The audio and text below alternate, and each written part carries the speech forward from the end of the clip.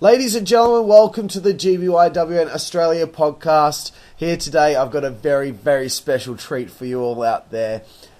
Earlier this week, I got an inbox from none other than Kris Zepplin. That's right, Kris Zepplin is not just one and done with the interviews here on the podcast. He's come back. He's had a suggestion to do a timeline of the ICWS in 2011. We've already done 2010 with DJ, we did 2012 with Chaos, but we got Kris Zepplin back in the hot seat here today. Kris, how you doing, bro? I'm good. It's great to be back. I had a great time here last time, and now we can take a trip down memory lane and look back at one of the biggest years in ICWS history. It certainly was, Kris, and I'm pumped. I'm pumped, bro. I love the timeline series. I think it's really good to get to the nitty-gritty of everything that took place. Yep. So, as per usual, when I start off a timeline, just keep everyone updated on where we're at in the world. Julia Gillard is currently the Prime Minister. I remember Petrol is at $1.40 a litre. Wow. The Miz is the WWE Champion. Mr. Anderson has just become TNA champion over Jeff Hardy on January 9th. Okay. Roderick Strong is the Ring of Honor champion. Okay. XCW is gone. Dan Zeppelin is the ICWS heavyweight champion. And Mike Delcano is the ICWS hardcore champion. That's where we're at as we enter 2011. 2010, Kris, was quite a big change for the ICWS. Well, I think that was the year where we really sort of lifted our game, I guess, and went from being, just a bunch of nerds wrestling in a yard to being this legitimate federation. And I think we can thank you and XCW for playing a big part in that. Obviously, at the start of 2011, we were coming off the big XCW invasion, which was still to this day probably the biggest storyline we ever did in ICWS. So it was fantastic, bro. That was a lot of fun. I love it. I just love going back and watching the whole progression of events on the DVDs you made and how that story was told so well. Yep, definitely. And apologies out there to everyone. It is a bit windy, but it shouldn't pick up too much on the microphone, and it may rain at some stage, but we'll get through this. We'll be fine. First event, Aussie Anarchy, January 23rd, 2011 at the Z Arena. First question I got for you here, Kris, is Yoshiaki debuts here against EQG. Okay. Was there a memo put out needing some more masked wrestlers to fill spots on the roster? I don't know if it was a memo, but certainly at that time I was watching back all the recaps from 2011, and I noticed at the start of the year at Aussie Anarchy we had a pretty small roster at the time. So yeah, I think this was only a 4-match card. And the first one was a masked match, so obviously, if you take that out, that's only 3 legitimate matches. That's right. So we were obviously struggling for numbers at the time. Yeah. So Yoshiaki came in, which is obviously Mitch under a mask. I think we're allowed to say that now. Yeah. Yoshiaki came in. I think we had Destructor as well, which was Justin. Yep. Obviously EQG was there. EQG, I think, was DJ still DJ Obi at the has time? dropped Obi. He has not bothered with Obi since that season's beatings 2010 show. Cool. All right. I guess it was just a way to fill up spots on the card. Yeah. And it appears Ronnie Red's been fired, thank God. Yep. I think he did 1 match. Right, so I was right in my assumption. You did need some more spots just to help while you rebuild. Yep. After everyone had kind of departed. Well, not everyone, but a bunch of people. Mykonos defeats Wicked Nick James in the second match on this show. Yep. What did you see in Mykonos early on? This is only, his third match? Yes, that's right. So he made his debut at Halloween Hell 2010. Yeah. He came from Mandurah, from the MWF, and I thought he was good straight away. I thought he had the skills. It took him a little while to build up some confidence, I think, and really get comfortable with the character he was playing. Yeah. But yeah, I thought right off the bat he was really good to have around, a really good addition to the roster. He sort of came in at a time when there were a lot of other guys who were sort of rising stars in the ICWS, so guys like Mike and JD and Clint Marshall. So he had to wait a while to have his time in the main event, which would sort of come after 2011. That's right, yeah. But yeah, I thought he was great straight away. Yeah, he was, and as I was watching the recaps of 2011 just the other night, and just seeing how he progressed as a performer, you're like, holy shit, look how confident he is just in one fell swoop. All of a sudden, he's just got it. Yep. It just clicked. Yep.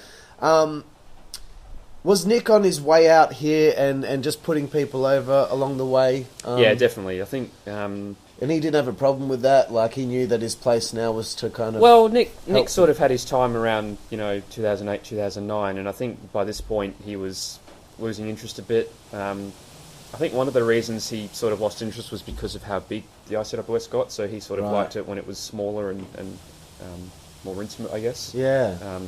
But, he had 2 runs as heavyweight champion, and, he had his time in the main event, so he was happy to put over other guys. He put over Mike the previous year, and Clint as well. Yeah.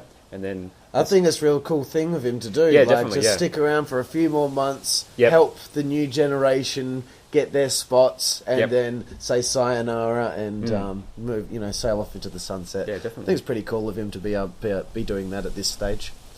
Is it true Mykonos asked for an ICWS title run after his first match? I don't... He said, so when's my title run? Or something like that. I don't remember this. Serious. I don't remember this, but it sounds like something he would do. Right. That sounds like something he would do. Yeah. I just wanted to bring that up just to poke fun at him. Yep. After all, he did beat me in my last match, the prick, so... Although I did book it, so... you can't be too angry at him.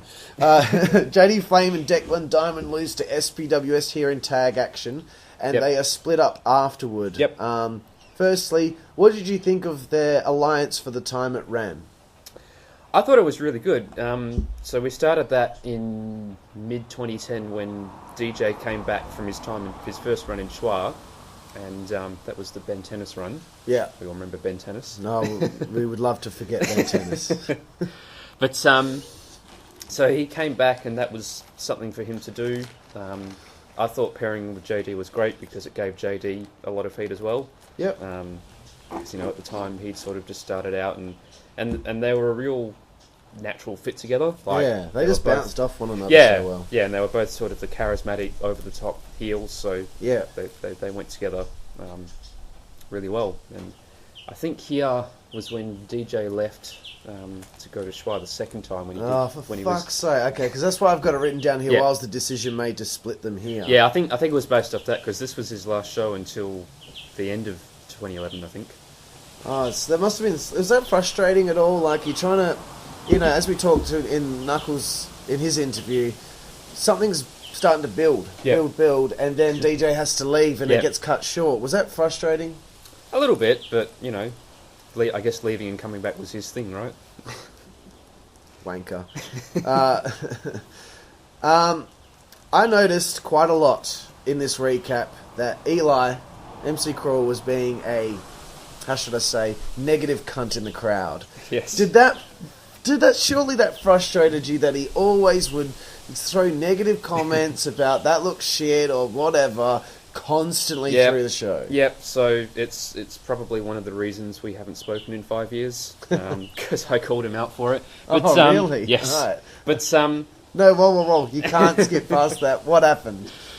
Oh, look, so basically this was in 2012, so this is jumping ahead a bit from the timeline, but basically this was around the time when Eli and Hayley Hell weren't getting along, and by proxy Dan as well. Right. So Dan and Hayley didn't want Eli to be at the shows anymore. Oh. So he was asking around saying, because he didn't know, Dan just said, he's not welcome anymore, but didn't really say why. So Eli was asking around, trying to find out what was going on. And so he asked me, is there any reason why you want me to be at the shows? And I just said, well, you can be a bit of a dick sometimes with your comments from the crowd, but I don't mind you being there. But I don't know, he just seemed to take that the wrong way. And then I said something else a bit later, and we haven't spoken since. So really, I didn't know that you hadn't spoken. We even at Resolution 5 a few weeks ago we didn't speak. So. Fucking hell. Well, the thing is, he is negative in the crowd. I mean, you know how pissed off Justin and Zibby were after their Resolution 5 match because of his comments throughout the match. Jesus. And I told him, the week of the show, look, man, I know you like to heckle, but please just be a positive in that crowd. But he ended up doing it anyway. And everyone said, man, I was glad that he left the show early. And I'm annoyed at him. You know, I wish he would just be cool for once, for fuck's sake. Like, it's not hard to be nice. Oh well, doesn't matter. Back but to we digress. Yes, we digress. Back to 2011. Dan Zepplin beats Delcano in the main event, and SBWS Attack, continuing the feud with Dan here from 2010. Yes. SPWS, the company, is shut down in this storyline, Yep. but they're still being referred to as SPWS as a tag team now. Yep.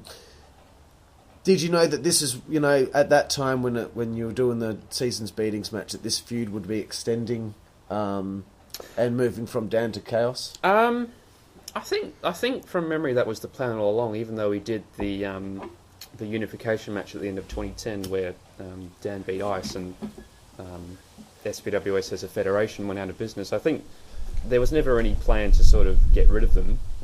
You know, obviously, they were good friends of ours, and we wanted to keep them around. So having them stay on as a tag team just seemed like the obvious thing to do. Yeah. So and it was almost like this feud got held off.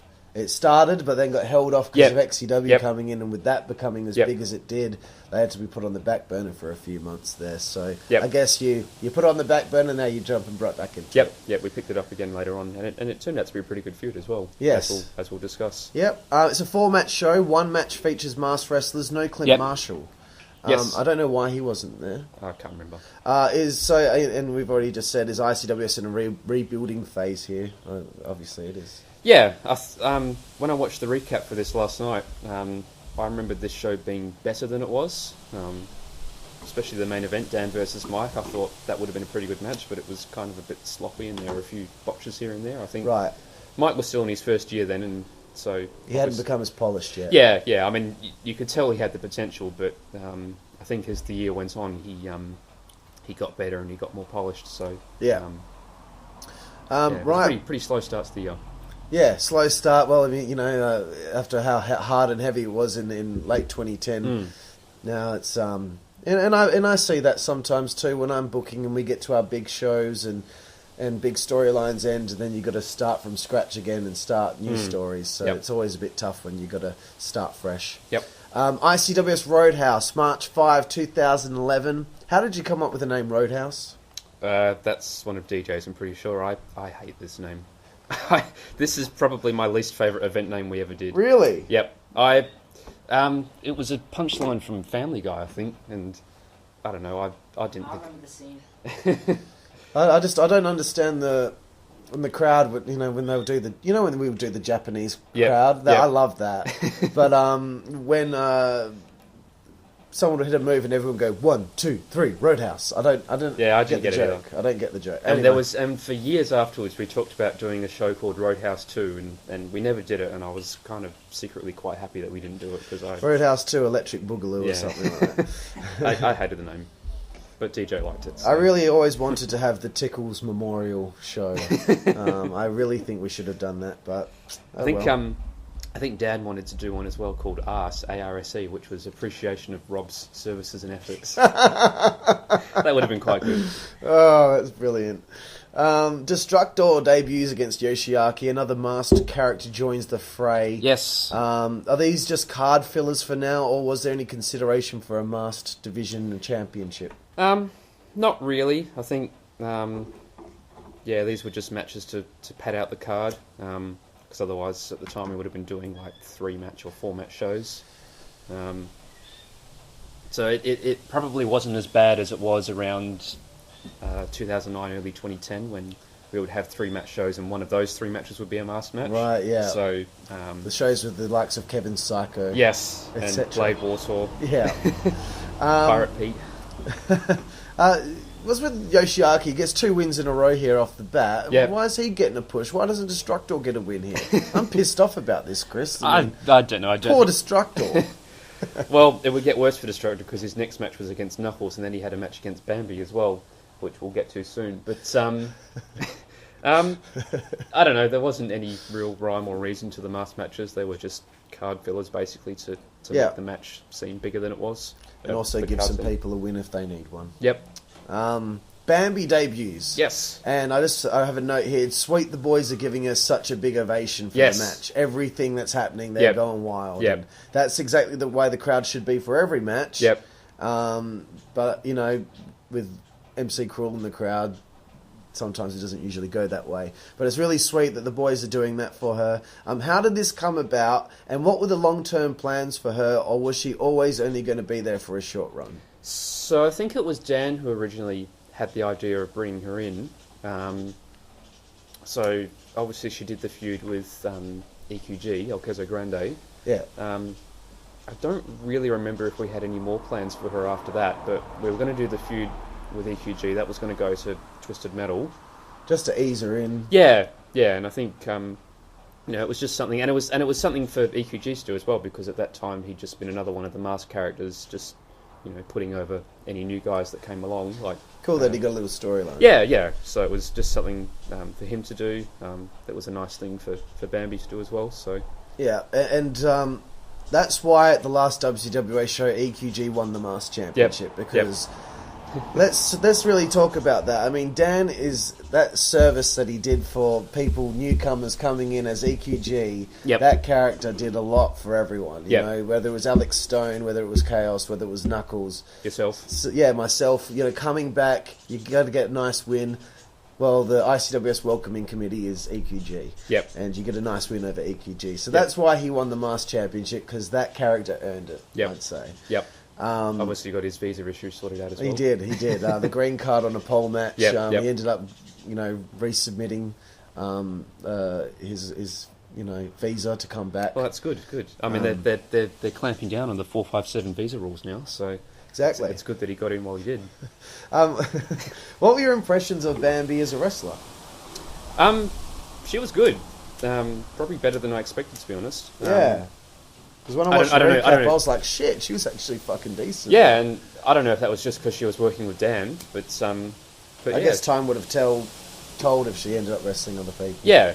I mean, obviously she had a pretty short run, but it was a good run. She had some good matches, so it was good to see. Yep, and we will talk about her a little bit later on as well, Yep. as she does depart after Twisted Metal. Yep. 3 Dog debuts, and in my opinion, is fucking impressive. Yep. And Mykonos comes to the dance as a character. Yes. How did 3 Dog's debut come about? I guess that was Mitch saying he had a friend that he wanted to bring in. Yeah, I think we wanted to bring, or Mitch wanted to bring 3 Dog in sooner, kind of like how Mike and Justin wanted to bring in Zibby for a while before he eventually joined. Yeah. So when Mitch first joined in 2010, he said, I've got this friend, Aaron 3 Dog, who we should bring along as well. And it wasn't until this show that we finally got him in. Finally got him on board. But yeah, I love this feud. I believe this won Feud of the Year, and this was the feud that really made Mykonos. Cool, because I do 3 Dog as mention well. later on when Dark Ice enters the storyline as well. I thought it was just really interesting, and we will get to that. Cool.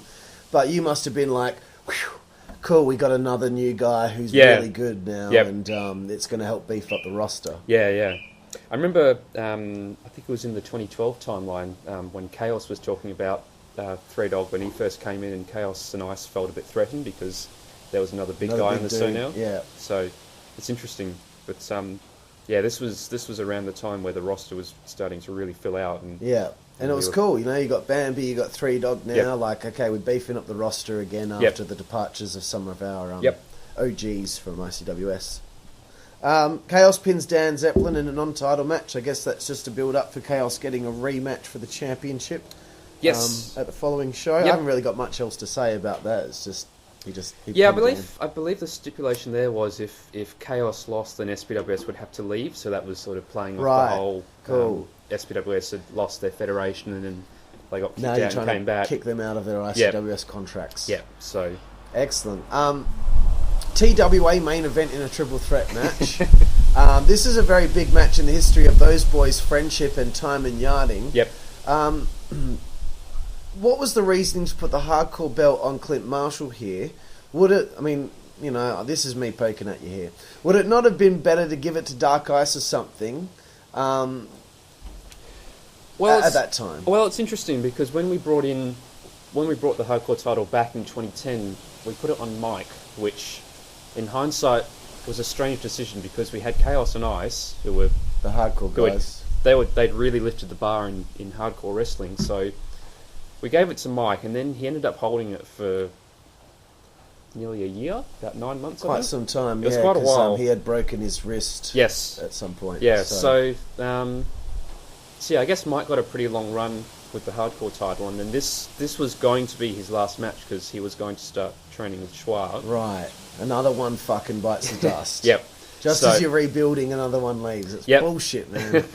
So he put the title on Clint because pretty much as soon as Clint debuted, we thought, this guy is something special. We're going to push this guy like straight away. Yeah. So would you say the diffuser match might have had a bit to do with it? Oh, as definitely, well? most definitely. Because that was fucking way for a guy to be made a star, right? Yeah, there. absolutely. Because that was only his third match, I think, Clint's third match in the ICWS, and that, even though he lost that match, that sort of really, I guess, signalled to us that our thoughts on him being the future of the ICWS were correct. So we gave him the hardcore title here, and then he would go on. We'll get to that soon, but he would go on to become the undisputed champion. So. Yeah, and that's big. That's a huge push right there out of the gate. Definitely. He still hadn't. Well, I mean, he lost to Diffuser, but he still hadn't really, had that many losses on his record, and he was just going from strength to strength every show. Yeah, definitely. Because I was thinking, at this stage, Ice isn't doing that much because Chaos is having the feud with Dan, and Ice is just in the background. That's why I thought it wouldn't have been better to put the belt on Ice. But as you just said, the situation with Delcano and all that. In hindsight, we probably would have given either Chaos or Ice, or maybe even both of them, a run with the hardcore title around that 2010, early 2011 period. Yeah. But as they said in their interviews, talking about their time in ICWS, they would talk about frustrations of trying to get to that hardcore title, but some people need a long journey to get to that that title because it tells a nice story. So from day dot, did you see Clint Marshall as going to be heavyweight champion eventually? I think so. I think maybe not quite from day dot. Maybe probably after the match with Diffuser. I think we already had an idea that he was going to be the next top guy after Dan. But and as I said, that match with Diffuser really sort of confirmed our thoughts. But yeah, he was on the Brock Lesnar push to the main event. Right. Let's say. Yeah. And as I said when I inducted you into the Hall of Fame. You had a vision for someone when you saw them and you saw their potential. You knew where they were going to go, and like a Bundaberg, like a Clint Marshall, like a Mykonos, you saw ahead of time. They're eventually going to get there at this point, and that's what I always admired you as as a booker.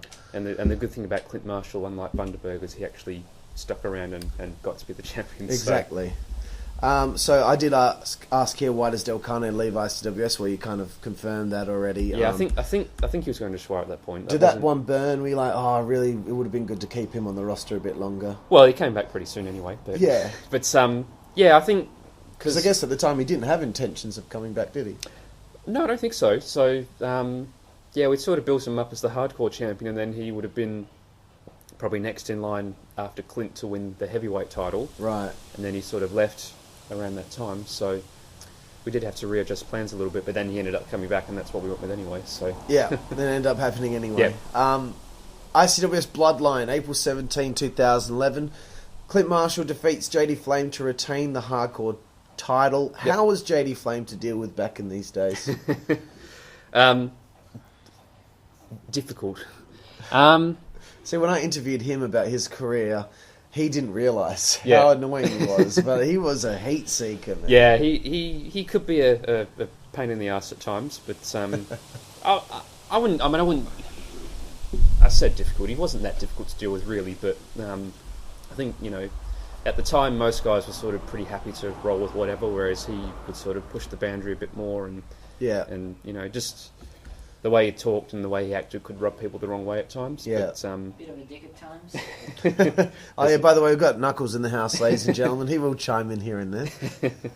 So, look, it was what it was, and I've caught up with Justin several times since then, and he's mellowed out so much. Like he's really mature. He's almost like a different person. It's now. crazy because once again in his interview, when he was coming into WCWA, everyone was like, "Oh no, like really? Come on, man!" And then he was delightful, absolutely delightful. Yeah, complete 180. Yep. After this, Three Dog defeats Yoshiaki. I guess Yoshiaki's now taken the spot of the welcoming committee just in this case, giving Three Dog a nice win. I think in that case, that's just Mitch and Aaron wanting to work together again. Yeah. Because of that, and this was one of the other things I tried to do as well, was when we brought in new guys, I tried to have their first few matches against people they felt comfortable with. Yeah. So like with Three Dog, we put him against Mitch. When Alex joined, we put him against Dan and Chaos. Yeah. So ease them in. Yeah. So Knuckles makes his return after a 13-month absence to defeat Destructor. Yes. How did this, if you remember, how did this come about to bring the former UWF champion back into the fray? Did you just ask him, hey, do you want to be on the show? Or 13 months is a long time, and you must have had to have a negotiation with him to come back, surely. I'm not sure. That might have been DJ, actually, who Right. brought Knuckles back. But yeah, I was really happy to have him back, and this time he was back for good, which was awesome. Yeah. Because for the whole UWF and early ICWS time, Knuckles was just coming and going all the time. Like, he'd come back for 1 or 2 shows, and then I think his previous match was in 2010 against MC Cruel, which was a match we'd never done before. So when he came back that time, we were like, oh man, we've got to do this match while he's still here. Yeah. But now in 2011, he came back for good, and that gave us an opportunity to... a big boost, and now Knuckles can really build on the legacy that he definitely. has. You know, I mean, he was seen as a legend because of his longevity, but because of the coming and going, he was a bit of an enigma, really. Like, he was this legend who was the first ever champion, but he was never at any of the shows. So. Yeah, and I never knew I never met Knuckles, and I always wanted to meet him because, you know, I was a nerd, and I would go through the ICWS website and be like, who's this Knuckles guy? He was the first champ. Like, he needs to come back. And he did, so that's good. I guess, you know, that also boosts the roster numbers again. You know, with Del Cano's departure. So that's fucking awesome. Mykonos defeats Dark Ice. I always had the feeling Ice was always given the shortest straw in ICWS, with Chaos being handed bigger opportunities and spotlight first. Yes. Was this a DJ Ice problem? I don't think so. It's probably one of my biggest regrets in ICWS is that we didn't book Dark Ice as well as we should have. Definitely there were times where he went on big losing streaks, which for a guy of his size and a guy of his character shouldn't really have been happening. As far as DJ and Ice having a problem was, I can't remember. I know there was a time where they had a big falling out and they were really not getting along. I can't remember if this was around then or if that came later, but I know it started to affect Ice because I said to DJ when I was feuding with SPWS, I want to lose to Ice. And he's like, no, you'll lose to Chaos and you'll beat Ice. I'm like, all right, well, but I really think it would be nice for him to get a win. But and I guess he never really had that big win in the ICWS. I'm just trying to think what matches he actually did win. Other than against Chaos, obviously. I mean, I know he beat Three Dog for the hardcore title. He beat Alex Stone. He had a few wins here and there, but nothing substantial. And that's definitely one of my biggest regrets, that we didn't push him harder and give him a run as a hardcore champion or even the ICWS champion. So, can I briefly chime in? Sure. I love both Ice and Chaos, but between the two, I think Chaos was just the slightly more charismatic of them. And that could have contributed to him basically getting a bigger push. Right. Good call. I think we always saw Ice as a bit of a fall guy. Not sort of deliberately, but that's just the way it worked out. Like, that's the way the cookie crumbled. Yeah, I guess so. I guess kind of like Knuckles was saying in his interview about, you know, we would put Knuckles against Mike and Clint and he would lose those matches, and we sort of treated Ice the same way, but not sort of deliberately. That was just, as you say, how the cookie crumbled, unfortunately. Yeah. Well, I mean, a DJ having an Ice problem would be very rare, considering he doesn't have any fucking money. So, DJ has clearly left ICWS again without completing his angle with JD. You know, they had the falling out a few events ago, and DJ hits him with a skull crushing finale. And then the angle doesn't continue. What the hell is going on here? And is it frustrating that DJ continues to leave and come back? And so forth. Is DJ still heavily involved behind the scenes, though? Yes, he was. So he was still having his input. Oh, absolutely, booking, so DJ and I were booking, and Dan as well. We were booking the shows together. I think obviously DJ was trying to get booked at Schwa. He did the run as Ben Tennis. He did another run as Gene Sharp. I can't remember how long that went for, but he was chasing the pro dream, and that's fair enough. That's what he always wanted to do. As far as it being frustrating, I guess a little bit, but I mean, was the angle with JD at the end there just to leave an opening so if DJ does come back, you can go back to that? I guess so, and I guess we knew that DJ was leaving, so we wanted to break up the team and sort of put JD over. And of course, when DJ did come back, we did manage to pay off that feud. Yeah. But yeah, again, it's just one of those things that happens. Obviously, if DJ had been more committed to stick around, then we could have done a lot more with him. But yeah, you can't blame him for wanting to get into the pro scene. Yeah, as a few of the other guys. It was his dream, man. Yep. Bambi defeats EQG. Yep. What's your relationship with MC Cruel like at this stage? He's in Schwa, but he's still at the shows in the crowd. It was fine, I think.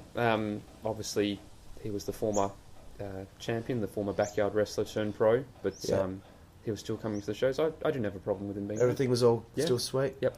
And I guess he's there to support his girlfriend. Yep. Zeppelin versus Chaos, last man standing, Yes. double 10 count. This was the match he was supposed to have with me, the last man standing, Yes. to finish that feud. Yes. You took it and you put it there instead. Yep. What did you think of this match and the SBW's Dan feud altogether and how it ended? The main thing I remember about this match is it was long. It was over 30 minutes. It might have even been over 40 minutes. I remember doing the recap for this, and it took a while because it was a long match. In hindsight, I probably wouldn't have booked it as a last man standing match. I don't think it was a stipulation that really suited those two guys. But I watched the match back, or watched the recap of it back last night, and it was a good match. They did some pretty sick stuff. Very good, yeah. Yeah. Why didn't Dan go over here? Well, I think because it was a last man standing, we thought it was a bit unrealistic that, Dan, who's obviously much smaller than Chaos, We'll be able to fuck him up that much. Yeah, so, again, that's probably a case of putting them in the wrong stipulation. Like, if we did that again now, I'd probably just put them in an SBWS rules match. Yeah. But, that was, I guess, us trying something different. And, having it end in a draw meant that, even though Chaos didn't win the title, we weren't really burying him either. So... Right. I thought it was a pretty good end to the feud with SPWS and Dan. Definitely. I thought it was a cool little feud. Yeah. Even though I wasn't there, I watched it back and I thought, these guys are killing it right now. Yeah. ICWS Ode to Glory. Yes. May 28, 2011, Z Arena, as usual. Yep. Mykonos defeats Ice and Three Dog in a triple threat match. Very interesting three-way feud taking place here. Big question here, Kris. What is your philosophy on booking? How is it that you managed to pull an intriguing story and situation with these three characters all feuding for different reasons? Because I was impressed. Well, I guess the way this particular feud turned out was really awesome, because at Bloodline, the previous show, we had Ice versus Mykonos. And then Three Dog, because he's got this feud with Mykonos going, he interferes and spears Mykonos, which of course cost Dark Ice the match. Right, yeah. So now Ice has a problem with both Three Dog and Mykonos. I love that when all these different stories are overlapping. Like WWF, when Billy Gunn and Goldust and Ken Shamrock and all of them were all feuding for different reasons, all within the three or four people in the feud. So I guess I'm a big fan of everyone having a storyline and everyone having something to work with. I guess it's something I picked up from watching old late 90s WWF when Vince Russo was booking. Everyone had a direction. Everyone was doing something. Exactly. That's what you need to do. And it's having these storylines all up and down the card just to keep people interested. So I thought it was pretty cool. Very cool. And that was one thing I was always impressed with you, is that you made sure everyone had something to do. And it's about keeping the guys interested as well, because if you're a mid-carder and you haven't got any feuds or anything going on, then you're bored. That's right, yeah. And you want something to sink your teeth into. Yeah. Dante Daniels returns and beats the debuting Tim Justice. Yes. First of all, how did it come about that you were able to get Dante back into the Fed? I don't remember this one. He just showed up. Probably. I think we've been trying to get him back for a while because the only other show he'd done was Shock Trip and back in mid-2009. So right, so you actually had one match at that point. Yeah, so that was quite a while ago. But we managed to get him back. We knew that we wanted to put him in a feud with Knuckles because we'd wanted to do that feud forever. So he came back. Tim was at this show as well. This was Tim's first show. So we thought, well, I think we'd already booked the card, and then Luke and Tim showed up. So we said, well, let's just put these guys together, and we'll have Luke go over in a squash, so that we can build him up for his feud with Knuckles, and Tim gets to be on the show as well. Yeah. How did you find out about Tim Justice and have him come aboard? I don't remember this. I think Dan answered the question because I think he was the reason that they ended up coming aboard. Dan was the reason that pretty much everyone came. Yeah, and that's like one of the big things that that's a part of why Dan's a Hall of Famer, is because he was so influential in bringing in new guys. Yep. But I think they had a lounge room federation, Tim and Lo. Yeah, I remember seeing the videos for that. It was pretty shit. It was dreadful. How do you think Tim did in his debut here? And what were your first impressions of him? I thought he did pretty well. I don't think he let the occasion get to him because I remember Ode to Glory, we had a pretty big crowd. Because this was the show where Ice and Chaos did their barbecue for JD Flame leaving. Oh, right. Yeah. Very, very offensive. Yes. So the crowd was pretty hot for this show. Yeah, I thought Tim did pretty well working with Dante, who he'd obviously never met before that day. So they worked together pretty well. It was only a short match, only 2 or 3 minutes, I think. Yeah. But yeah, I thought he did pretty well. He showed some potential, which was good to see. Yeah. Yeah. Cool. Bambi now beats Destructor, so she's still undefeated. Yes. The feud with her and EQG, was it designed to... Oh, well, we've already talked about this. It was designed to ease her into the Federation. Yeah. As you try to figure out what to do with her afterward? I think so. Yeah, as I said, we didn't really have any plans for her after the EQG feud, and as it turned out, she left anyway. But, yeah, gotcha. Yeah, this was the infamous match where she kicked Destructor in the balls and pinned him in about 10 seconds. Oh, right. So, and EQG was pissed off at Destructor for not fucking coming through with his promise to beat her. Yes. So at least we were doing some storylines with the masked characters now. Yeah, even though, Destructor gets a little thing here. That's nice. This is just a shame that the biggest thing he ever did was just getting kicked in the balls. Clint Marshall defeats Chaos to retain the Hardcore Championship. Yes. What were your thoughts on Kilowatt Chaos as a performer back then? I thought he was good. I thought definitely at this time he was much more of a hardcore wrestler and less of a technical wrestler like he is now. I think definitely at the time hardcore wrestling was his niche. Probably more so than Ice. I thought at the time Ice was a bit more... well-rounded? A bit more well-rounded, a bit more of a technical wrestler, and that's why we put him in matches with Mick and Os and the three-way at this show. Yeah.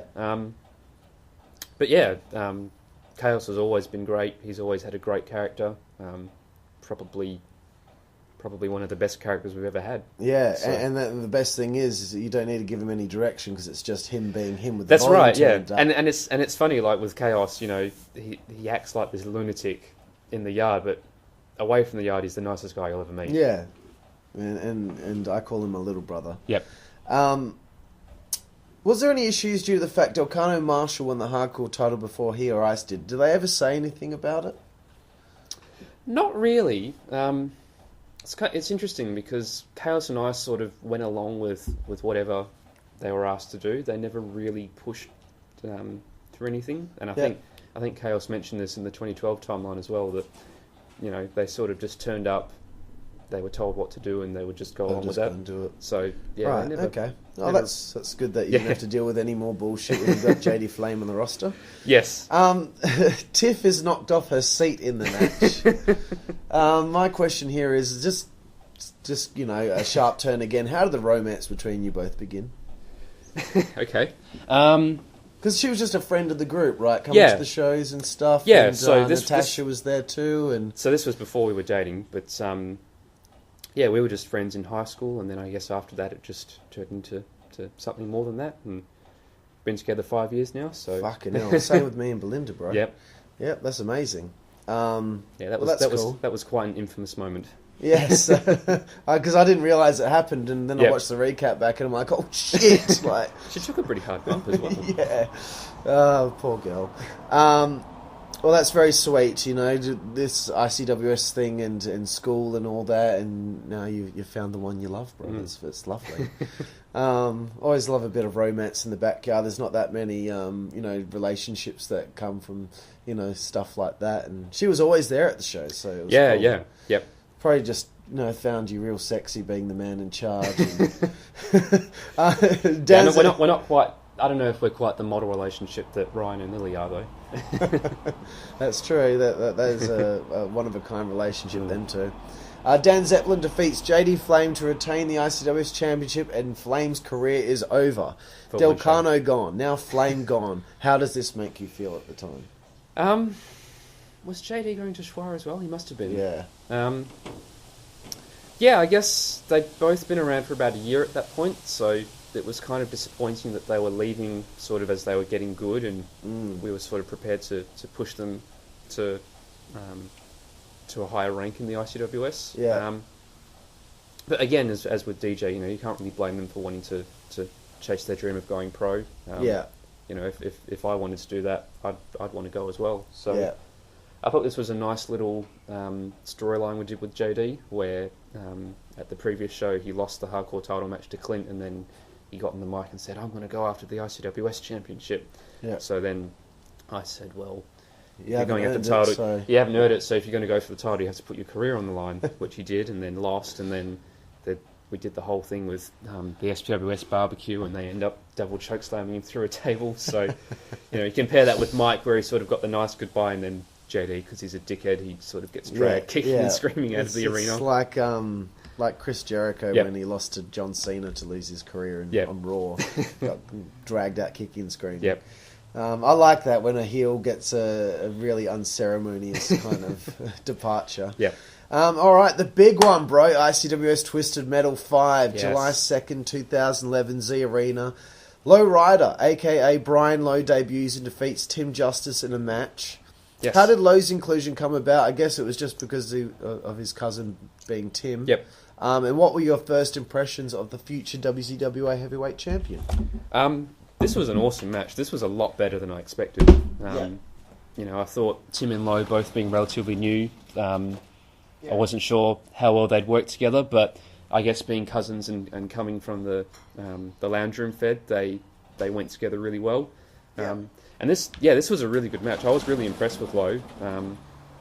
It's kind of interesting that we put Lowe over Tim here, because Tim had obviously been around for one more show. But, there will be a part where I think I ask you about Tim's win-loss record. Okay, yep. But yeah, I thought Lowe was very talented. Yeah, definitely.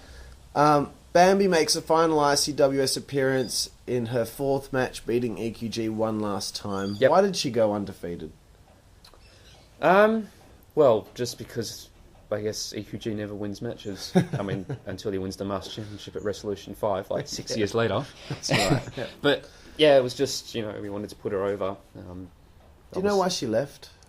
You can't really remember? No, I think she just came in for that one run with EQG, and then she'd done it. She got the chance to do it. Yeah.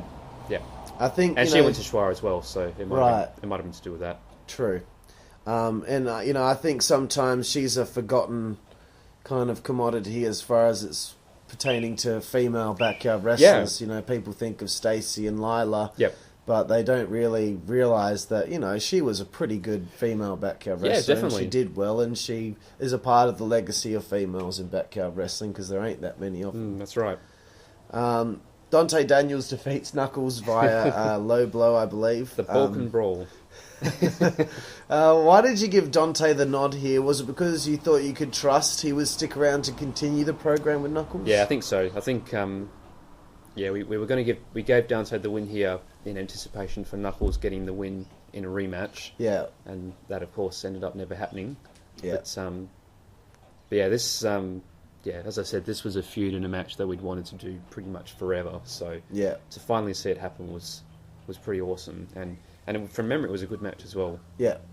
I mean, Dante has good matches with everyone. He was so good, and he didn't even wrestle that many times. Less than 10 matches, that's for sure. But it is good that he's actually threaded 2 shows in a row here. Yep, and he got to be on a Twisted Metal, which is pretty cool. Yep, very cool. 3 Dog defeats Mykonos and ends his winning streak. Yes. With Clint Marshall having somewhat of a winning streak too. Were you a big fan of these kinds of runs, going... Yep. And it's almost a rarity too. People would be undefeated from their backyard wrestling debuts this long. I mean, I know Clint did lose 1, but let's just for the sake of what I've written here, let's forget that. That was the Diffuser match, right? Yes. Yep. Considering my booking at the time as well, there's no way rookies ever got that good of a run from the get-go. So why did you give this to Mykonos and Clint?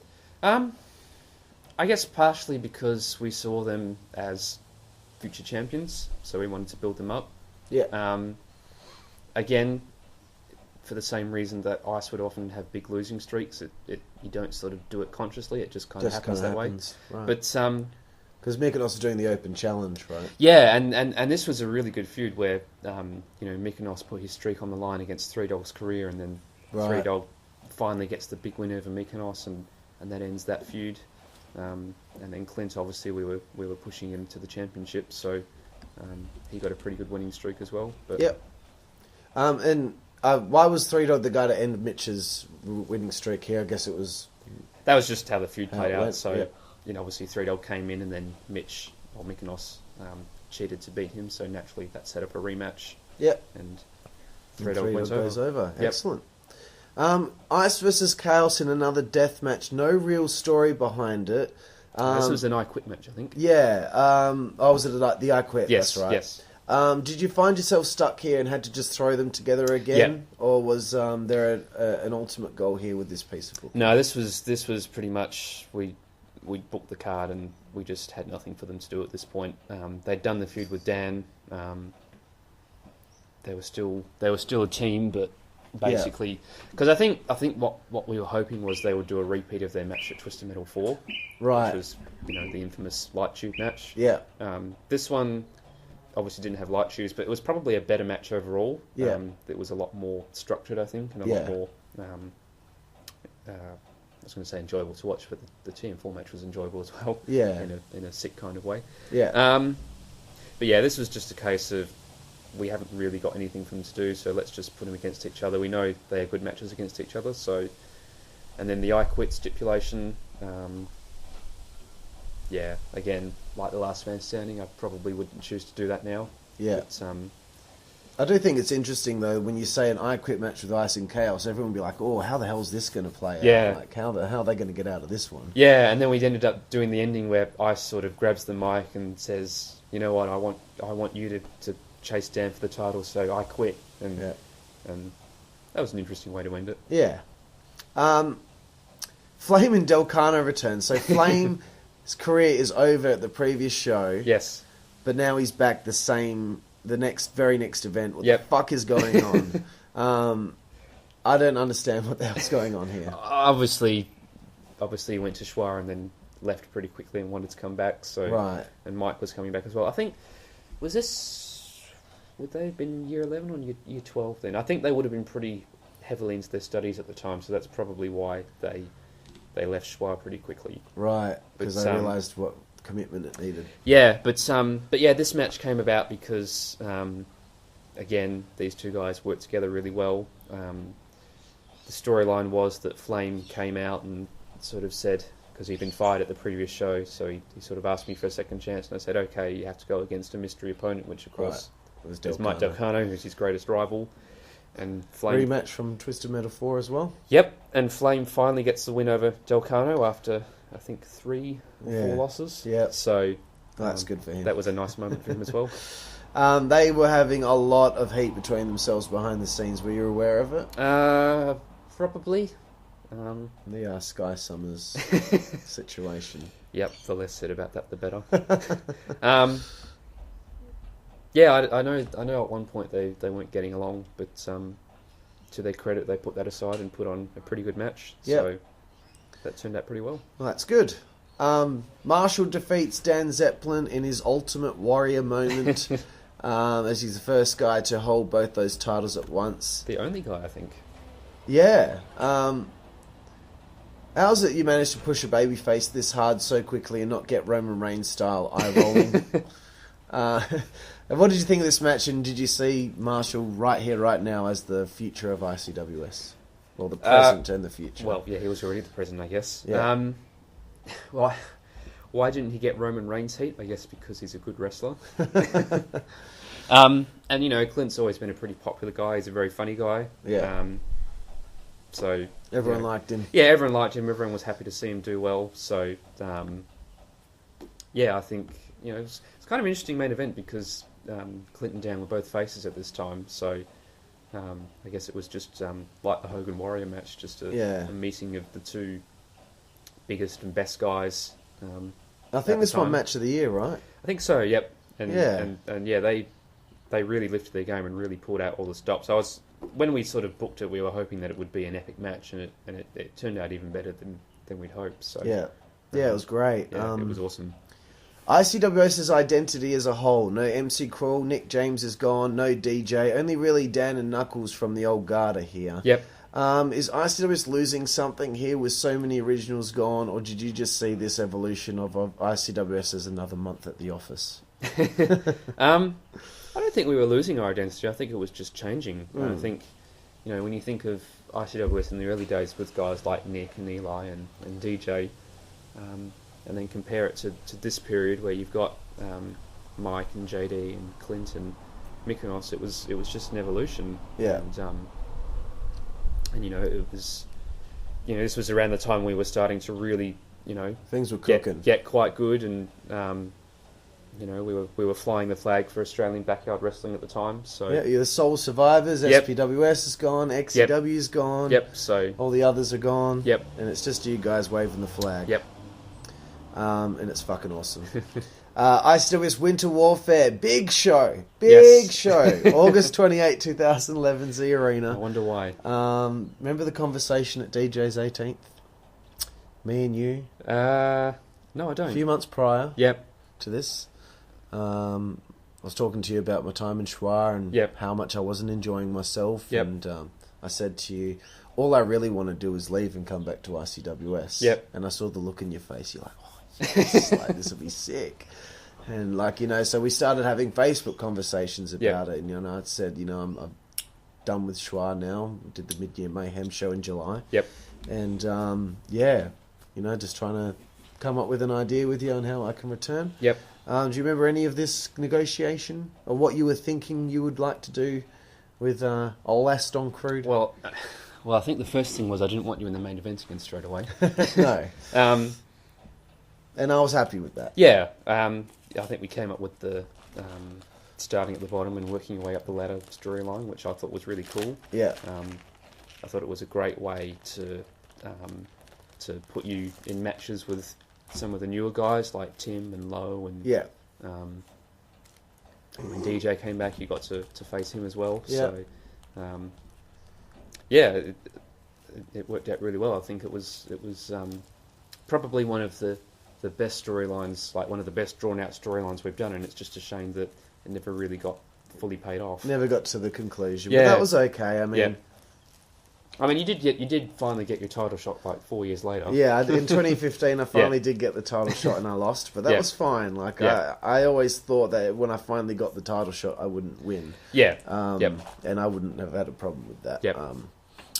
The morning of the show, I'm hiding in your computer room earlier. I've parked down the road, far down the road. I walk up, I think I got to your house at like 9 a.m. and I'm just sitting in your computer room. Were you bored? Because you were there for a while. I was there for a good few hours. Few hours, yeah. I think I was just sitting on the beanbag or whatever, just chilling. I was very excited, excited. I'd never done a surprise return before, you know, because I'd never left anywhere to return.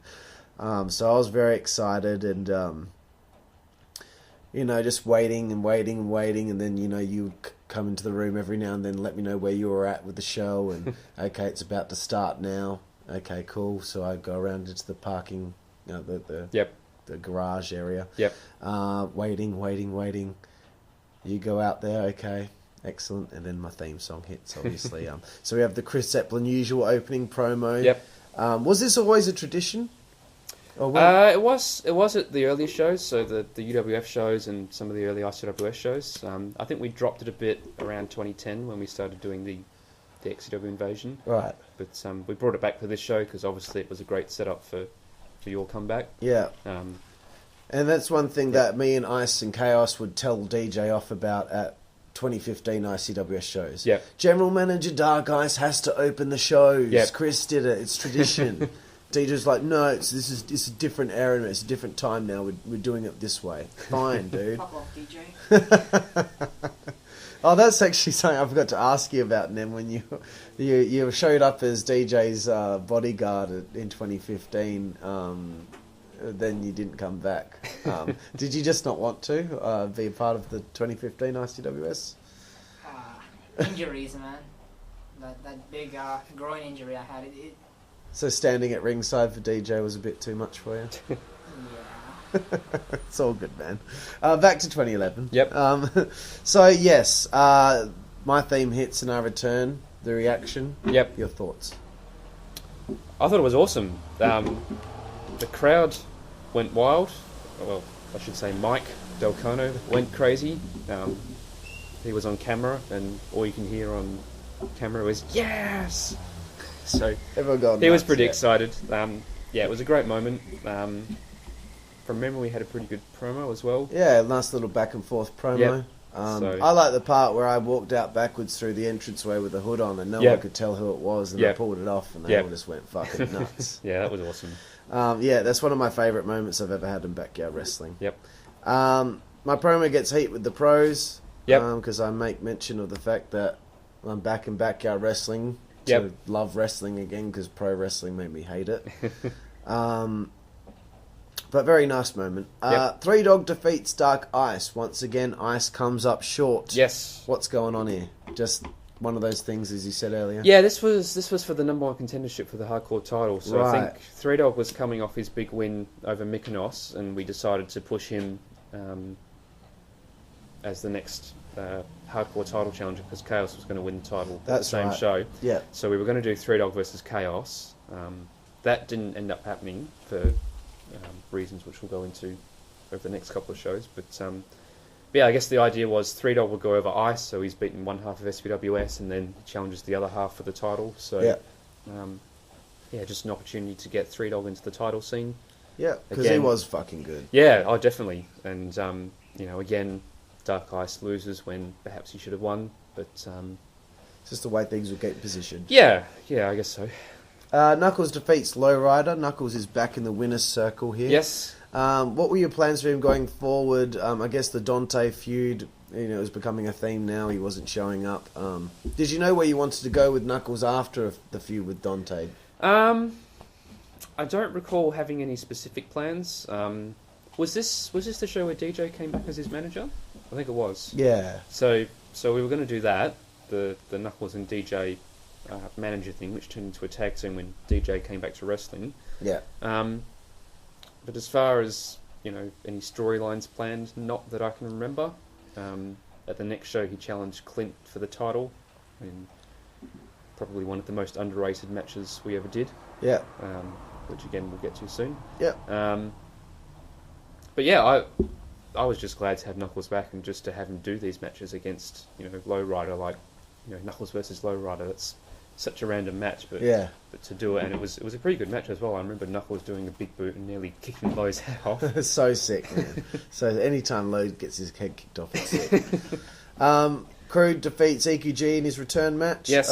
Obviously, I have improved and I'm fighting fit. I'm in really good shape here. Yep. How much of a boost am I to the roster at this stage?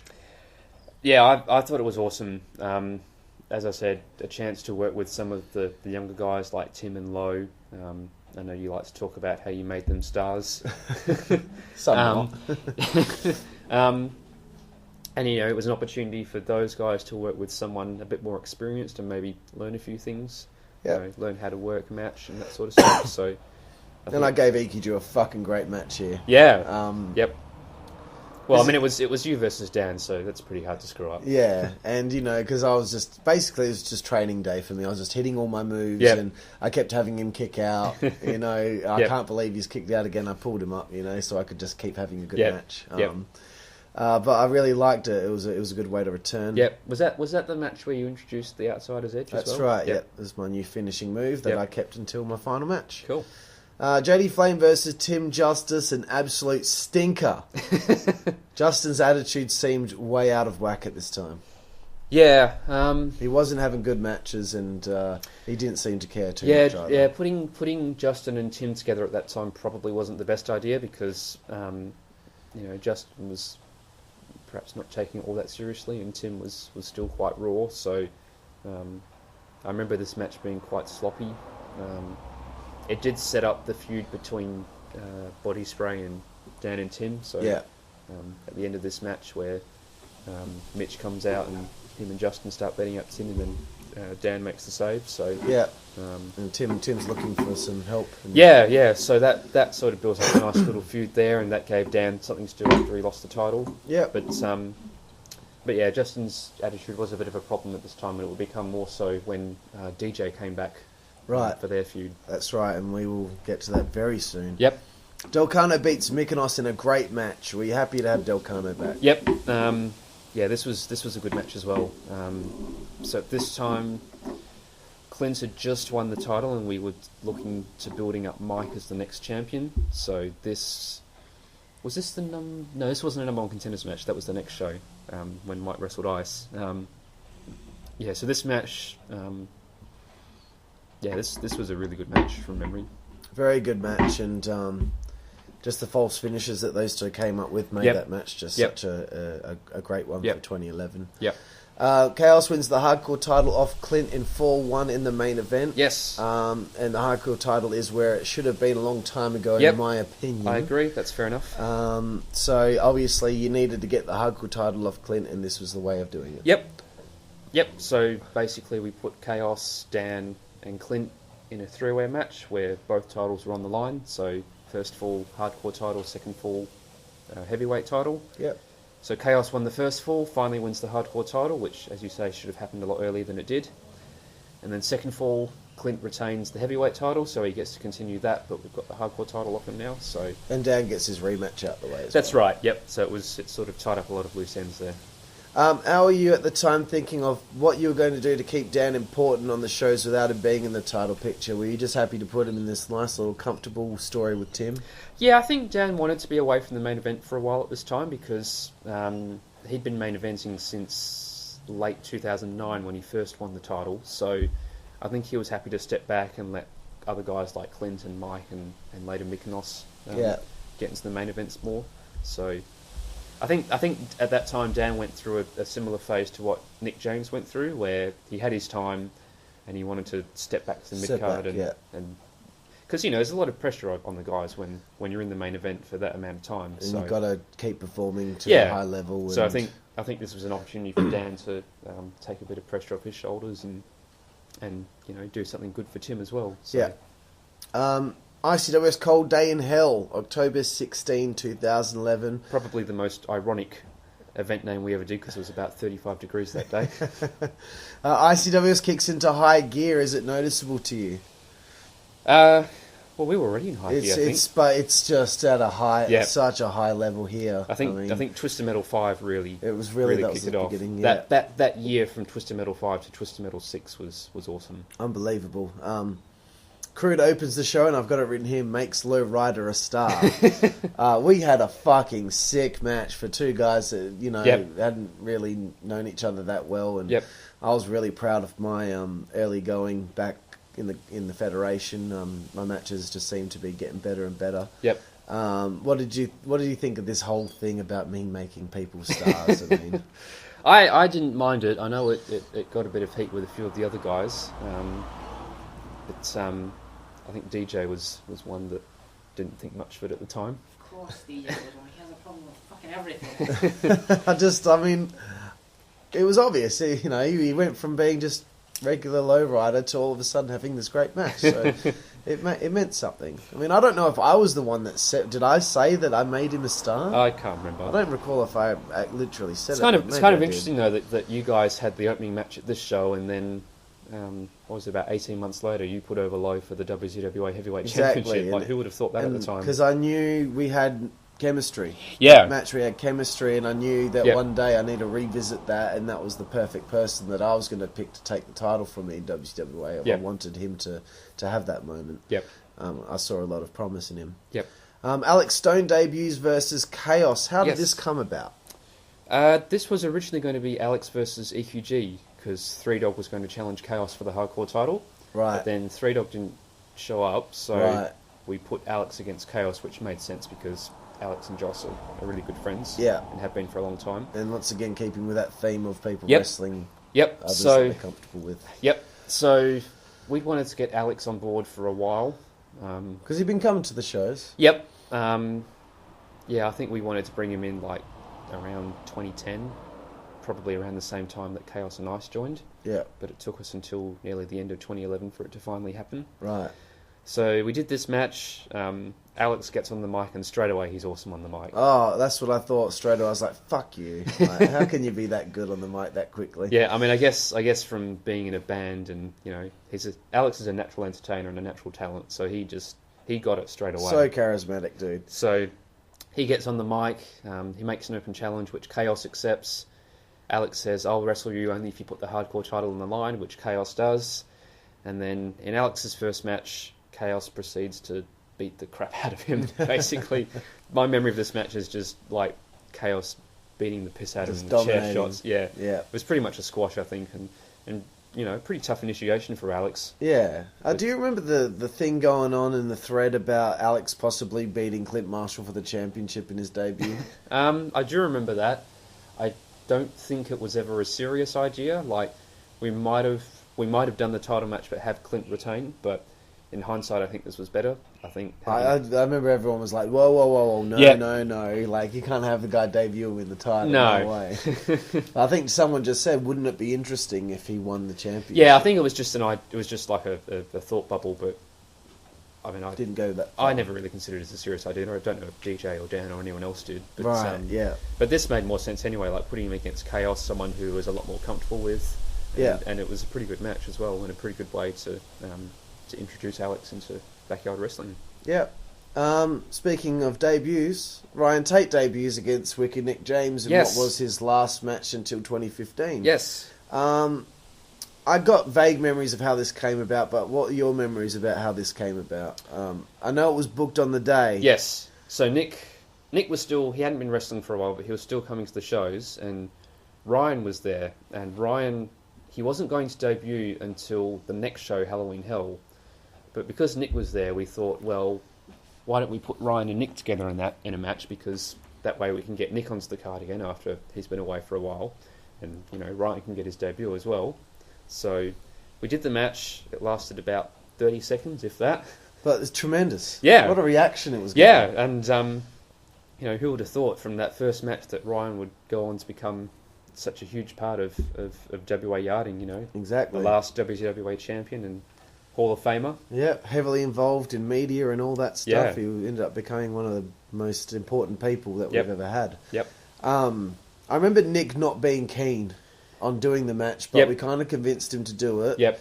And then afterward, after it got such a great reaction, I remember him saying, man, we should have done a bit more. Yeah.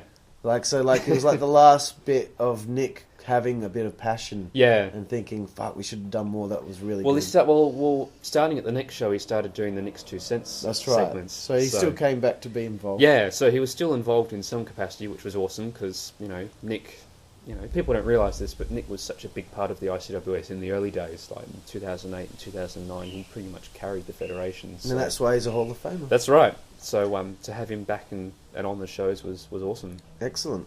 Got to get all those OGs back in some fashion.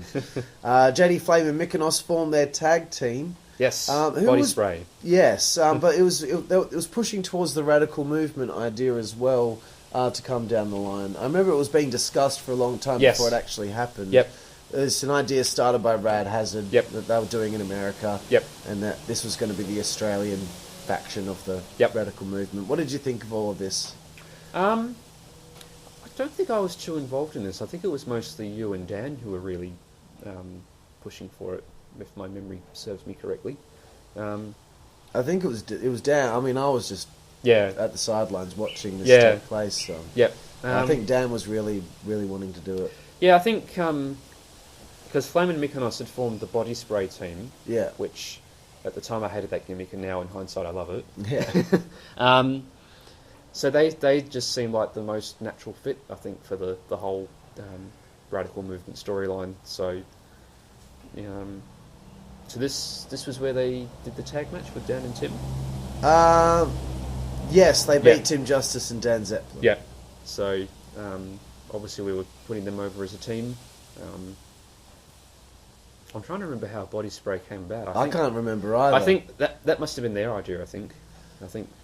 To just suddenly, Yeah, I think Mitch and Justin decided they wanted to be a team, and then I think it was Mitch who came up with the body spray gimmick. So, Right. But yeah, that worked pretty well. That was entertaining. I thought Body Spray were awesome. Yep. So they beat Tim Justice and Dan Zepplin. Yes. How did you think Tim and Dan bounced off each other as a team? I thought it was pretty cool. It was kind of a play on Dan's previous team with Nick called the Carnage Crew. Right. So this was back in 2008. So at that time, Nick was the veteran and Dan was the rookie. Right. And now Dan was in a team where he was the veteran and Tim was the rookie. Right, okay. So it was sort of It's interesting. swapping roles, I guess. But yeah, this was something that Dan, pretty much from the moment Tim came in, Dan said he wanted to do a team with Tim. And the whole storyline with them being a team and then Dan eventually turning it, and we planned that out from the start. Oh, so from the get-go, that's yeah, where that it was always going. we pretty much planned that out. That over the course of about a year, we would have Dan and Tim teaming, and then Dan would turn heel and turn on Tim, and then obviously Tim would beat Dan. But then that was when Tim ended up leaving the ICWS right when we were ready to put him over. So Fucking idiot. ICWS tag titles are being talked about. Yes. Whose idea was this? um, It's just because we had a few tag teams now formed, Yeah. and it's like, well, we've got heaps of people on the roster. I think we always wanted to do tag team titles, like even back in the UWF days, but we just never had enough people to justify it. Yeah. But now we had obviously Dan and Tim, Body Spray, SBWS, so And DJ and Knuckles. DJ eventually. and Knuckles as Yeah. well when DJ started wrestling again. So it seemed like a good time to do it. It took us a while to get there. We didn't. Was it 2012 when they came in? I think, yeah, it was. So it wasn't this year. But I think, wasn't it the next Twisted Metal? I can't remember. yeah, I think it was. Yeah, Twisted Metal 6. Yeah. So actually, that was a rematch. That was Radical Movement versus Dan and Tim again. Yeah. That was when Dan turned on Tim. That's right. Yeah. So yeah, I think the idea had been floating around for a while. We were going to do the tag team tournament where pretty much the whole roster was involved. But That's because that was on Nick's 2 Cents. Yes. The debut episode that comes on this show. yes, Me and Nick were going to be a team in Yes. the tournament. Yep. But So- then the tournament doesn't take place. yeah, unfortunately that fell through. But yeah, that was pretty cool to have another championship. Yeah. Um, But something yeah, a it bit does different. come in at 2012, so Yep. it's starting to be discussed about here because it's mentioned on the show. Yep. But we don't get there. That's okay. Shit Yep. happens and Yep. things get in the way. Del Cano beats Ice. Ice loses again. Yes. Continues to draw the short straw. Yes. And I know that you've been saying Del Cano was in your plans to be the next champion, but I thought at the time he was politicking behind the scenes to get in the main event scene. Maybe a little bit. I always liked discussing like booking and storylines with Mike because he's quite a smart guy and he really got it. I think he sort of knew how it worked or how it should work. So I remember the storyline we'll get to that we came up with where where Clint beat Mike for the title and then Mike stole the belt and refused to give it back until he got a rematch. That was something that we came up with, just sort of talking over Facebook, Right. and planning it out. So, I mean, if you want to call it politicking, then I do remember just one thing he said. He was like, Clint Marshall's title reign is boring yeah, and should put the belt on me. yeah, yeah. I guess we didn't have a lot for Clint to do as champion. He sort of just came out and defended the title, and that was it really. But I mean, you could say the same about Mike's title reign. Like, he just defended the title against whoever the number one contender of the month was. Yeah, exactly. Clint Marshall defeats Knuckles in a great match for the title. Yes. Purpose being to get Clint over here, beating a former champion. And where does Knuckles go from here? So I remember there was a bit of heat for this match because I think Mike and Justin didn't agree that Knuckles should get a title shot here. Because at this point, Knuckles had lost to Dante, and then he'd beaten Lowrider.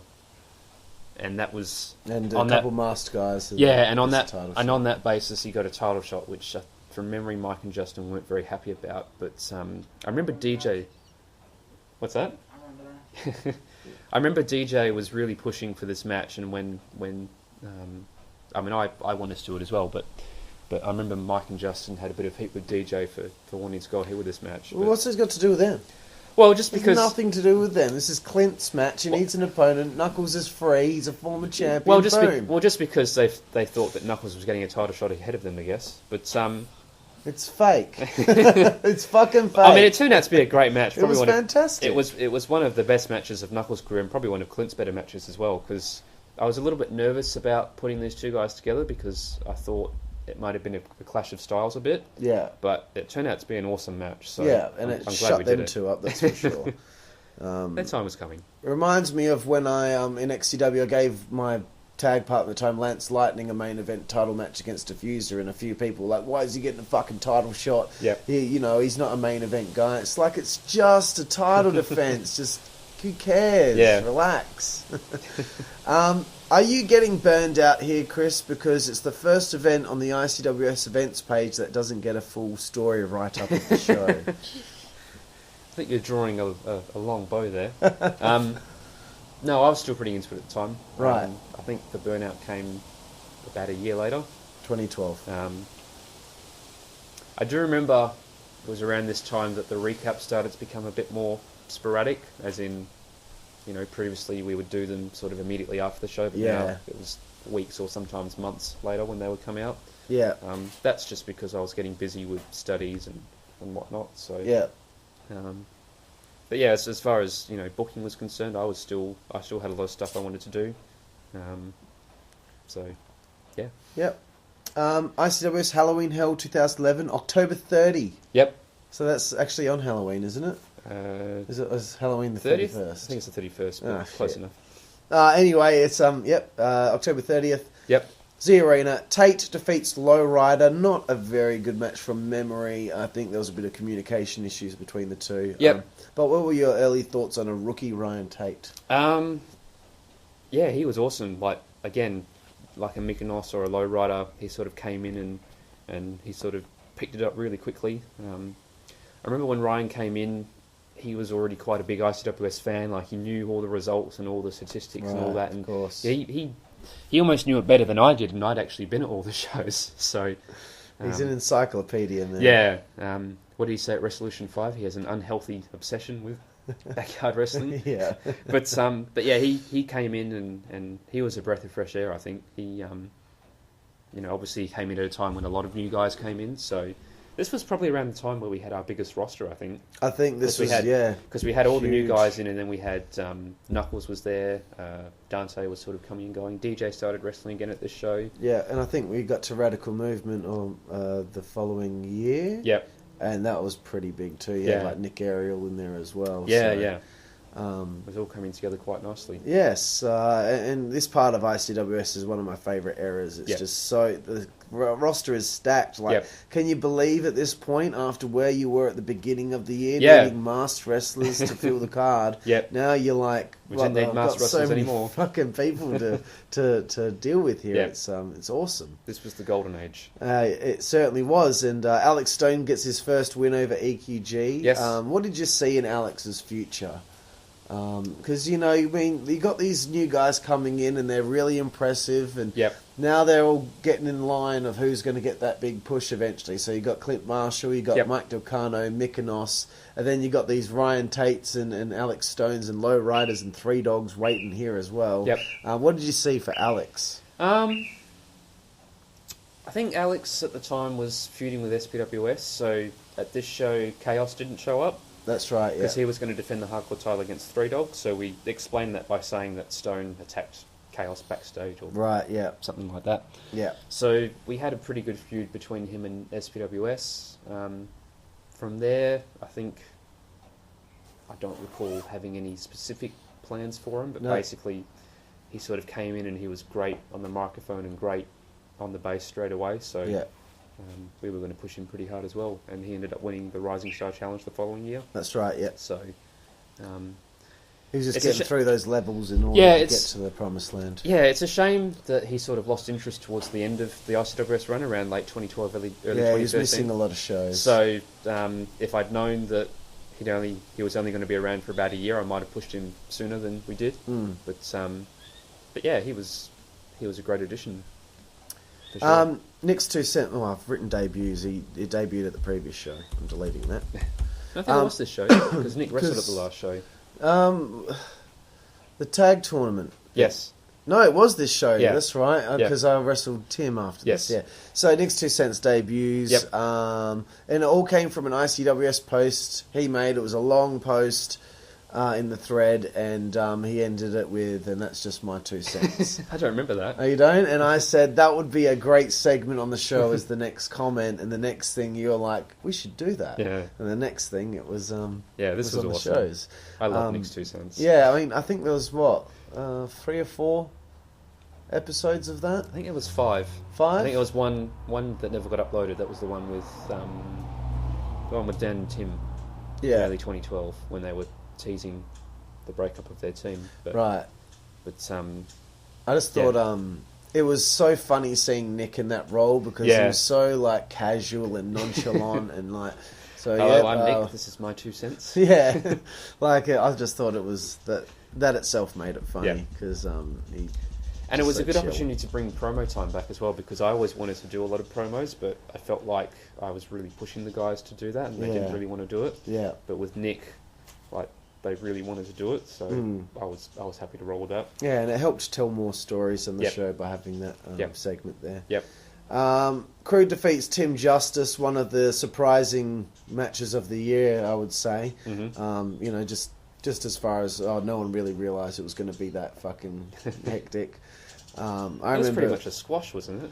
Oh, it was... No, I gave him a lot of stuff, actually, and because I remember Mike Delcano in the crowd going, it's just a mid-card match. Like, what are you doing? But we were just, I remember you pressing him off the base onto the chairs. Yeah, that was... Oh, man, that was me doing Bam Bam Bigelow throwing Spike Dudley into the crowd. That was me just having that moment, but throwing him into some chairs. And making Tim earn a bit of respect from the guys and show that he's, capable of going out there. You made him a star. I made him a star. Could you see that I was really trying to earn the spot of being the champion again? I was working my ass off. Well, I always figured that you'd want that spot regardless. Yeah, true. I think definitely at that time you were having great matches with Lowe and Tim. Obviously at the time we wanted other guys like Mike and Clint and Mykonos to have those main event spots, but you were sort of building your way up. I was just trying to put the pressure on those guys. I think the plan was always to have you have a hardcore title run as well, wasn't it? Yeah, so I think that was 2012 when that took place. Yeah, so we were so sort of building to that. I had a long white way to go for that. Yep. JD Flame defeats the returning Declan Diamond, Daniel Johnston, in a bad match. What led to DJ's return here as a wrestler? I guess he left Schwa again. Yep. And the pro wrestling thing still didn't see him get a debut. Make up your fucking mind, man. There's Knuckles chiming in again. He'd been doing the manager thing with Knuckles for a few shows now, so obviously he was ready at this point to come back to wrestling. But this was a disappointment.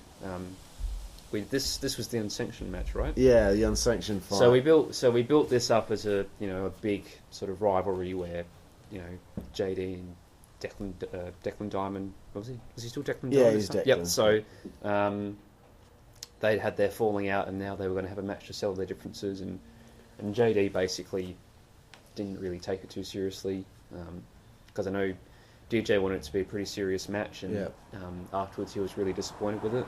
I remember, because it just come off that Tim Justice match, and I remember thinking to myself, what the fuck are you doing, Justin? Like, do you even want to be here, dude? DJ was really upset about the match. Yeah, so it's a shame that happened, but I guess these things happen sometimes. That's right. Mykonos defeats Dan Zepplin, and a water bottle gets shot into the air and hits Dan in the face. That's a great moment. Yeah, that was an epic moment.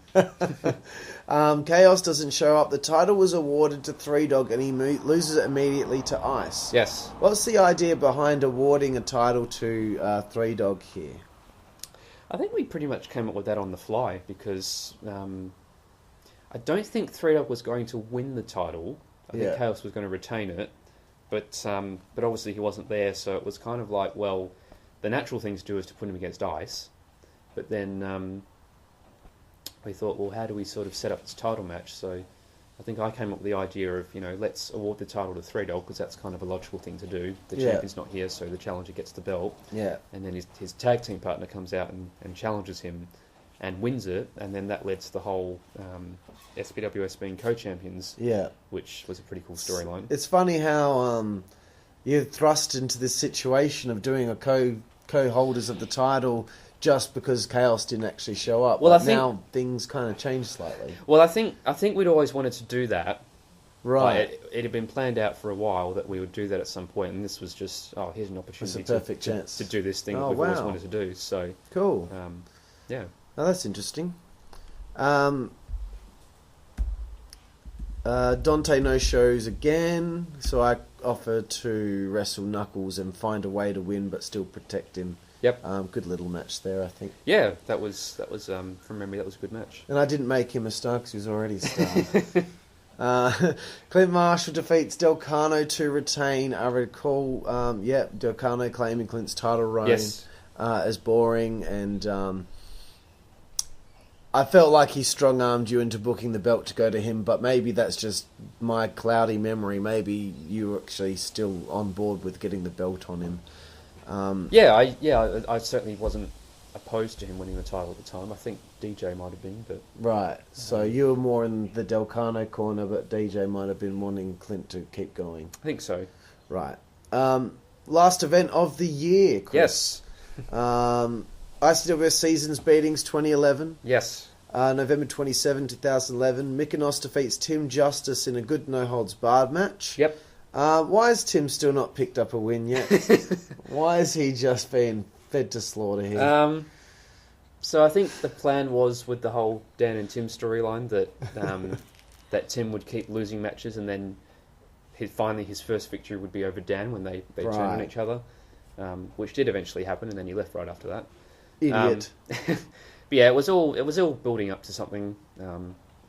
So was Tim like up? Surely he was getting a bit upset. Oh, I'm losing again. I don't remember him being too upset about it. I think he understood that it was all part of a bigger storyline. Big story, and then we finally get to the conclusion, and he wants to leave. Yeah, so that's unfortunate, I guess. But he did get one win over Dan eventually, and of course he had the match against Mike as well, where he was briefly the champion. That's right. Yeah, that was crazy. Yep.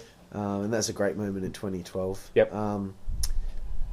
Knuckles has a horrible gauntlet match with all the masked wrestlers after Dante no-shows again. Yes. What could Dante have been if he only committed to ICWS? He could have been awesome. Like, he could have been on the level of a Clint Marshall or even an Aston Crude. Like, he had the talent, he had the confidence, he had the talent on the mic as well. It's probably the biggest missed opportunity we ever had in the ICWS was Dante Daniels, because he was naturally gifted. Yeah. Next 2 cents with DJ and Aston. Yes. A big shoot promo on one another. You just watched this recently. Yes. Your memories and thoughts on it. Yeah, this was awesome. I thought this was a great way to build up DJ again, because he'd obviously been doing the manager thing with Knuckles, but he was him off, keyboard cat. He was coming off a pretty shitty match against Justin, so this was a great opportunity to build him up again. And it was a great little feud for you as well, because at that point you sort of just been having matches, and obviously you were doing this bigger story of working your way up the ladder, but that didn't mean we couldn't do other feuds along the way. Yeah. So, I thought this was awesome, and this was the match. Like, this was DJ's equivalent of Shawn Michaels versus Chris Jericho at WrestleMania 19. Right. This was the match that sort of showed that he was a star again. Yeah, and I just loved the back and forth and everyone, Yeah. It was like, and DJ was burning me with all these things, and then I came back and I was all fired up with what he had said, so Yep. I came back with a few things, and then you beat him up, and Knuckles just stands there doing nothing. I love it. I shove him down and I keep pushing him over, and Knuckles just standing there smirking with his arms crossed, and then I walk off and DJ fucking throws a fit, throws the guardrail around, and in hindsight, we probably should have had DJ win that match. Well, we'll get to that in a second. All right. We'll get to that. Ice defeats Alex Stone. Yes. So Ice has got 2 wins here. Yep. He caps off 2011 with another win. Yep. I guess he defends the hardcore title here. No, Chaos defends it later. That's on, right. My Yep. bad. But anyway, that's not much. I was going to ask about that. Just, that would have been cool if they both defended it on the same show. Yeah, that would be cool. Yeah. Too late now. Oh, well. Dan Zepplin defeats Ryan Tate, so Yes. Dan gets a nice win back. Yep. Just to keep himself built up. Yep. And, From memory, that was a match that Dan specifically requested. He wanted to wrestle Ryan. Wanted to work with Ryan. Yep. Cool. Yeah, good little match. I think these matches are helpful for Ryan because I believe in January he wrestles DJ. Yep. At In Your Yard. Yep. So these are matches Ryan needs at this stage. Yep, with some definitely. more experienced people. Yep. Lowrider defeats Three Dog and starts a feud with him. Yes. This was really awesome feud, I must say. Really underrated in 2012. Yep. Did you see a lot of promise in Low after, during all this time? Well, this feud with Three Dog was I think what really put him on the map, and this particular match I remember it did really well in the end of year awards, in the match of the year award. Yeah. And I was a little, I loved the match, but I was a little annoyed about that because I wanted Dan versus Clint at Twisted Metal 5 to win match of the year. Right, yeah. But this match was getting a lot of votes, and in the end, Dan versus Clint just got across the line. Right, yeah. But this was one of those matches that was unexpectedly awesome. Yeah. They were just Firing on all cylinders. Yeah, they had a chemistry that was just totally unexpected. Yeah. And it worked really well. So that was a great match. That turned into a great feud. Yeah. And Lowrider won that match, didn't he? Yeah. So Low won there, and then Three Dog eventually got the win back at Twisted Metal 6. That's right, yeah. And so it was one of those feuds where both guys came out of it looking better, which is always, from a booking point of view, is what you want. It's got to be the goal every time. Yep. And that's why I get annoyed at with WWE, bro, because Yep.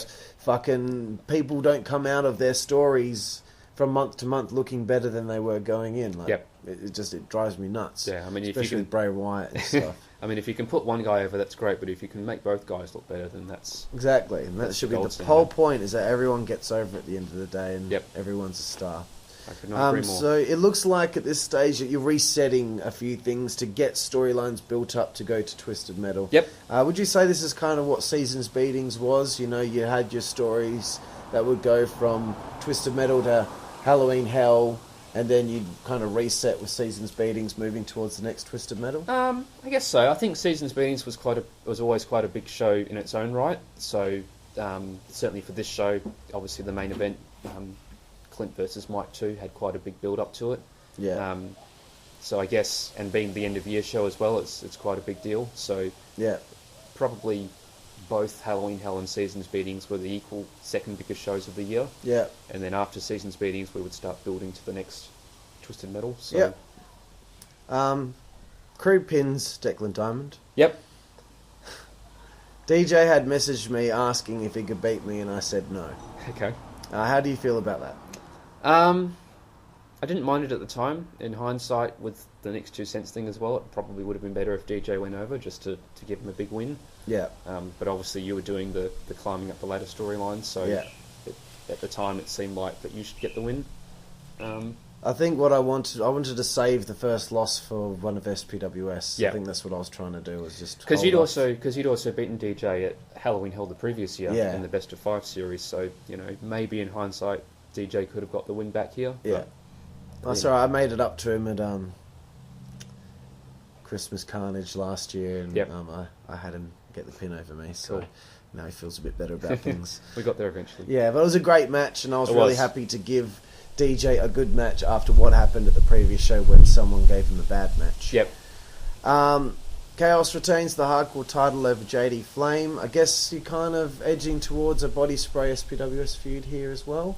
Well, it eventually became Radical Movement versus SPWS. That's right, yeah. But, yeah, again, this was a strange one to book because hardcore matches wasn't really just in strength, but I guess because he won the unsanctioned match the previous show, it kind of makes sense to give him the title shot here. Or perhaps it was just punishment for him having a shit match. So it's like, you're Put him losing to against Chaos Chaos. in a hardcore match, cunt. But I do remember he did quite well in that match. For someone who's not really into hardcore wrestling that much, he put on a pretty good show. And it was a good title defence for Chaos as well, who he'd missed a couple of shows at that point. Yeah. Or he'd missed the one show, and obviously he lost the title and then won it back again as co-champion, so it helped to put over the whole SPWS as co-champions thing. That's right, yeah. And I would say after this point, Justin starts performing very good throughout 2012. Yep. And I guess it's just he just had a bit of a shit run there in the tail end of 2011. Yep. Main event, Mike Delcano defeats Clint Marshall for the championship in the main event. Were you happy with the direction you were headed, and was it time to get the belt back on a heel? I think so. Well, who was the last heel champion? Because he had Dan. It would have been you. Yeah. So that was over a year ago. So Yeah. I think definitely. It was time. We were building towards Twisted Metal 6, so it kind of made sense to have a heel as a champion. I think at the time we were thinking we'd have a heel as a champion and then the face would beat them at Twisted Metal 6, but obviously that's not how it turned out. Yeah. Mike ended up having a very long title reign, which in hindsight shouldn't have been as long as it was. Yeah. But yeah, Clint had a good run as champion. I guess Mike's criticism of Clint being boring as champion is maybe a little bit justified, at least. It wasn't really until this feud with Mike that he really did a great deal as champion. Before that, he'd just been... Well, I guess he had the match against Chaos and Dan, which was Dan's rematch, and then the match against Knuckles, which was a guilty pleasure type match that DJ and I wanted to do. Yeah. And then he did the feud with Mike. So he had a pretty good run.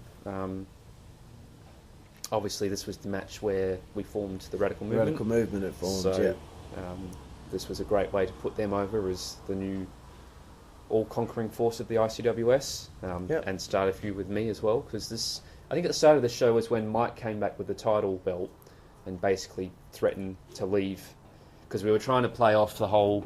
This was the year of the Summer of Punk, so we were trying to play off the whole CM Punk leaves with the belt, and then the authority figure wonders what to do. So Mike comes back at this show and he ends up attacking me and locks me in the clover leaf until I agree to give him a rematch for the title. That's right, yeah. So, now I remember, I forgot to write that in my notes. That's but fine. good to see you getting involved in stories again. Yeah, I'd sort of been out of the loop for a while, so... Because I remember I got involved in DJ and Justin's match as well, where I kicked Knuckles and Mykonos out of the arena, so... Yeah. I was getting back into stories again, and this obviously led to me feuding with the Radical Movement and then joining the Radical Movement later on. Yeah. So Brilliant stuff. Yep. Unfortunately, it's in 2012, Yep. so we can't talk about it right now, really. I mean, this is the final show of 2011. Yes. And I think Joel Kano was the right guy to go with. Yeah. I think he'd grown as a performer. Yeah, very definitely. much. I think throughout 2011 he'd gone from being... I mean, he was already hardcore champion at the start of the year, but he grew in leaps and bounds throughout the year, and it was the right time, I think. Yeah. And a hell of a year. Yep. And that comes to the end there, but I've got a few more wrap-up questions. Sure. Could you fathom how crazy 2012 would be at this point? I mean, it got hectic. We thought it was hectic here, and it just kept getting more and more crazy. Yeah, I think 2012... I'm trying to think what's the crazy year, 2010 or 2012. I don't think 2011 was as crazy. I think that was... 2011 was probably our most consistent year. Yes. From start to finish. Obviously, 2010 started out pretty slow, and then we had the XW invasion, and 2012 finished quite slow. Yeah. But 2011 was consistent from start to end. But yeah, things obviously got pretty crazy in 2012 with the Radical Movement, Mike's very long title reign, which led to Mykonos becoming champion. your feud with SPWS, which was, again, a very underrated feud, I think. So you weren't burned out yet at all? No, I wasn't burned out at this It was point. 2012. That came later. Right. Yeah. I know the burnout feeling, man. I had to deal with it, fed for another 2 years after I was burned out. Yep. It's not a good feeling. Yep. What would you have liked to have done differently in 2011?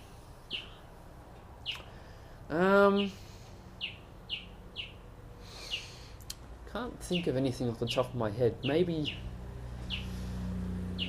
Well, I'd say having Chaos or Ice as hardcore champion, but they did get it eventually for most of 2011, so Yeah. that kind of worked out pretty well. Clint had a pretty good run as champion.